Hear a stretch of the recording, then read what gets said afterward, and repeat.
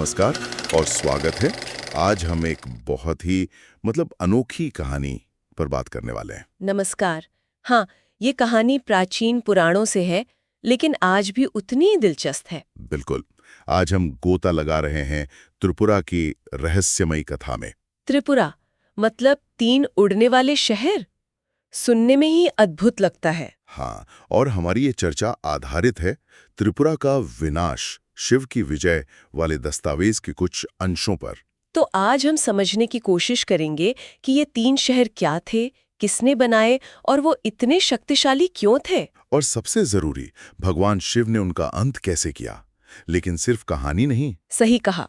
इसके पीछे का जो गहरा मतलब है, जो प्रतीक है, उन पर भी बात करेंगे। तो फिर शुरू करते हैं। जरा सोचिए, 3 शहर, भव्य शहर, सोने, चांदी, लोहे के बने हुए, और वो उड़ सकते थे स्वर्ग में, आकाश में, पृथ्वी पर, कहीं भी। ये कल्पना ही जबरदस्त है। तो सबसे पहले ये त्रिपुरा नाम ही, इसका क्या मतलब है? त्रिपुरा जैसा नाम से ही जाहिर है, त्रिपुरा यानी 3 शहर। ये कोई एक जगह नहीं थी, अच्छा। बल्कि 3 अलग-अलग शहर थे जो एक साथ मिलकर मतलब एक समूह के तौर पर त्रिपुरा कहलाते थे। 3 शहर, और मैंने पढ़ा कि ये तीनों काफी अलग थे अपनी बनावट में, अपनी जगह में। जी हाँ, बिल्कुल। उनकी खासियत यही थी।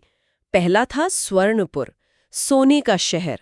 वो स्वर्ग लोक में विचरण करता था। सोने का, स्वर्ग में, ठीक है। दूसरा था रजतपुर, चांदी का शहर। ये आकाश में मतलब मध्य लोक में तैरता रहता था। आकाश में चांदी का। और तीसरा? तीसरा था अयसपुर, अयस यानी लोहा। ये लोहे का शहर था और पृथ्वी के आसपास घूमता था, कभी-कभी शायद धरती पर भी उतर आता था। वाह! सोना, चांदी, लोहा, स्वर्ग, आकाश, पृथ्वी, ये अपने आप में कितना सिंबॉलिक लगता है ना? हाँ बिल्कुल, ये सिर्फ धातुएं या जगह नहीं है, इनके गहरे अर्थ भी हैं। सोना जैसे दिव्यता या सत्व गुण से जुड़ा है। अच्छा, चांदी रजस गुण यानी गतिविधि, इच्छाएं, जो मन का प्रतीक है। और लोहा वो तमस गुण मतलब जड़ता, भौतिकता, जो पृथ्वी से जुड़ा है। ये तो काफी गहरा है। लेकिन इतने अद्भुत उड़ने वाले शहर बनाए किसने? ये कमाल की इंजीनियरिंग किसकी थी? इनका निर्माण किया था माया दानव ने। उन्हें असुरों का मतलब महान वास्तुकार, महान इंजीनियर माना जाता है। माया दानव, असुरों के आर्किटेक्ट। जी, और सिर्फ आर्किटेक्ट नहीं, उन्हें दिव्य इंजीनियरिंग का, वास्तुकला का और शायद उससे भी ज्यादा माया या इल्यूजन रचने की कला का भी जबरदस्त ज्ञान था। माया, तो मतलब ये शहर सिर्फ टेक्नोलॉजी का कमाल नहीं थे, इनमें कोई जादू जैसा तत्व भी था। हाँ, स्रोत तो यही बताते हैं। ये सिर्फ आप कह सकते हैं किले नहीं थे, ये अपने आप में उड़ने वाले संसार थे। उड़ने वाले संसार। जी हाँ, हथियारों से लैस, धन दौलत, हर तरह की विलासिता, सब कुछ था उनमें। लेकिन उनकी असली ताकत थी उनकी मोबिलिटी, उनका कहीं भी चले जाना। और वो माया वाला एंगल? वो महत्वपूर्ण है। माया दानव की रचनाओं में अक्सर तकनीक और माया का मिश्रण होता था। तो लगता है कि ये शहर सिर्फ फिजिकल इंजीनियरिंग से नहीं, बल्कि किसी तरह की ऊर्जा, शायद मंत्र शक्ति से भी चलते थे।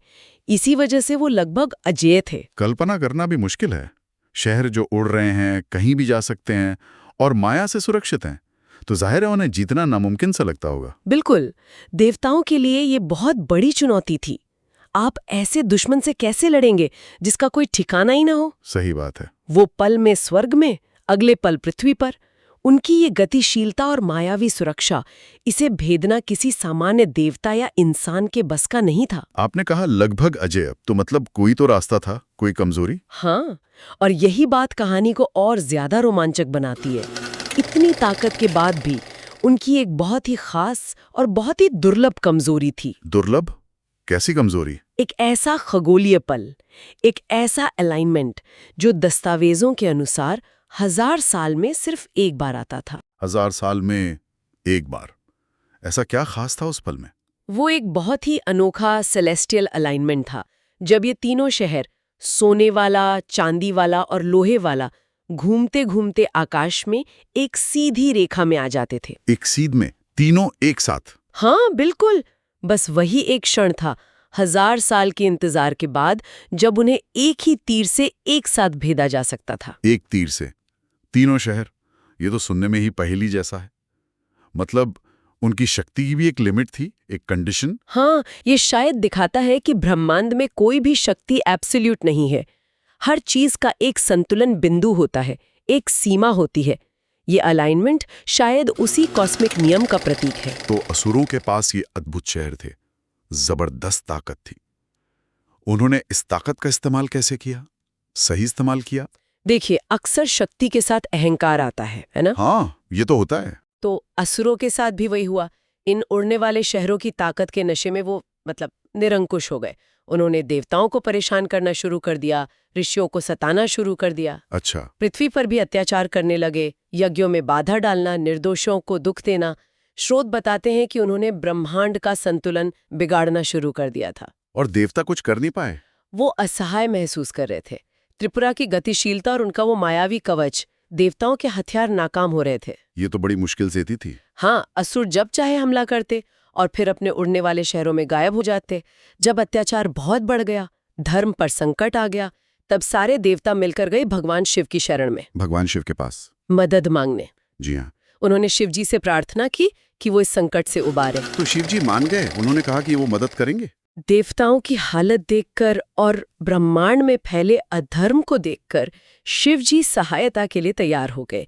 लेकिन वो जानते थे कि त्रिपुरा कोई मामूली दुश्मन नहीं है। हाँ, ये तो जाहिर है। तो उनसे लड़ने के लिए कोई साधारण तैयारी नहीं चाहिए थी, बल्कि एक अभूतपूर्व कॉस्मिक लेवल की तैयारी शुरू हुई। कॉस्मिक लेवल की तैयारी? ये सुनने में बड़ा दिलचस्प लग रहा है। कैसी तैयारी थी वो? ये तैयारी अपने आप में एक महागाथा है। सारे देवताओं ने, सारी ब्रह्मांडीय शक्तियों ने मिलकर शिवजी के लिए एक ऐसा रथ बनाया जिसकी हम कल्पना भी नहीं कर सकते। ऐसा क्या था उस रथ में? स्रोत बताते हैं कि हमारी पृथ्वी वो खुद उस रथ का बेस बनी। पृथ्वी रथ बनी? हाँ, और सूर्य और चंद्रमा उसके दो पहिए बने, चारों वेद उसके घोड़े बने। और रथ कौन चला रहा था पता है? कौन?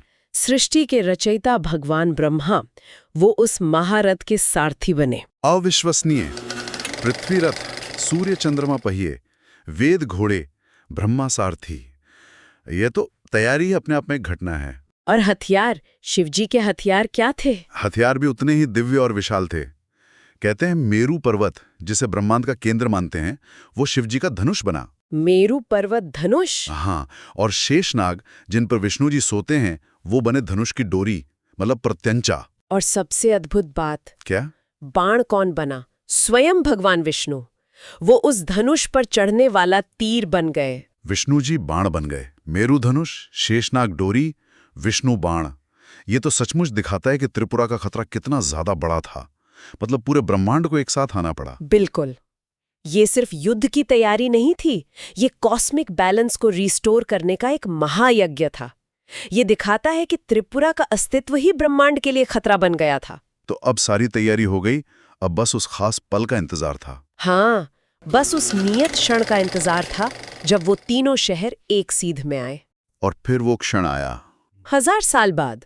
हाँ, आखिरकार वो घड़ी आ ही गई। ग्रहों नक्षत्रों की चाल के हिसाब से वो दुर्लभ संयोग बना। तीनों शहर सोने का, चांदी का, लोहे का अपनी यात्रा करते हुए आकाश में एक पल के लिए एक सीधी रेखा में आ गए। बिल्कुल एक सीध में। हाँ, वो क्षण भर के लिए एक सिंगल टारगेट बन गए। उस पल में क्या हुआ? शिवजी ने क्या किया? हाँ, जैसे ही वो अलाइनमेंट हुआ, भगवान शिव अपने उस कॉस्मिक रथ पर सवार हुए। ब्रह्मा जी ने रथ को साधा, शिवजी ने मेरू धनुष पर विष्णु रूपी बाण छड़ाया। हाँ, और अपनी पूरी योग शक्ति का आह्वान करते हुए वो दिव्य बाण छोड़ दिया।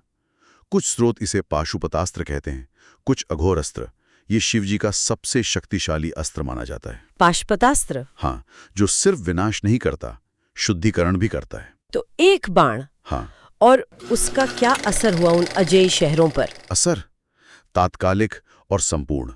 पलक झपकते ही उस दिव्य बाण के तेज से वो तीनों भव्य शहर स्वर्णपुर, रजतपुर, अयसपुर धुधुकर जल उठे। ब्रह्मांड में फिर से शांति स्थापित हुई। इसी घटना को कहते हैं त्रिपुरा संहार। त्रिपुरा संहार, 3 शहरों का अंत। ये कहानी अपने आप में बहुत पावरफुल है, लेकिन जैसा हमने शुरू में कहा था, इसका एक और लेवल है ना? हाँ, वो प्रतीकात्मक अर्थ। हाँ बिल्कुल। और यहीं पर ये कहानी एक पौराणिक कथा से बढ़कर एक फिलॉसफिकल रूपक बन जाती है। त्रिपुरा संहार सिर्फ एक बाहरी लड़ाई नहीं है, ये इंसान के अंदर के संघर्ष का, उसकी आध्यात्मिक यात्रा का प्रतीक है। तो चलिए इस प्रतीक को थोड़ा और समझते हैं। ये 3 शहर सोना, चांदी, लोहा, स्वर्ग, आकाश, पृथ्वी, ये हमारे अंदर किन चीजों को रिप्रेजेंट करते हैं? देखिए, जैसा हमने थोड़ा इशारा किया था, ये 3 शहर असल में मानव अस्तित्व के 3 गुणों या 3 अवस्थाओं से जुड़े हैं। सांख्य दर्शन में इन्हें त्रिगुण कहते हैं। त्रिगुण, सत्व, रजस, तमस। एकदम सही।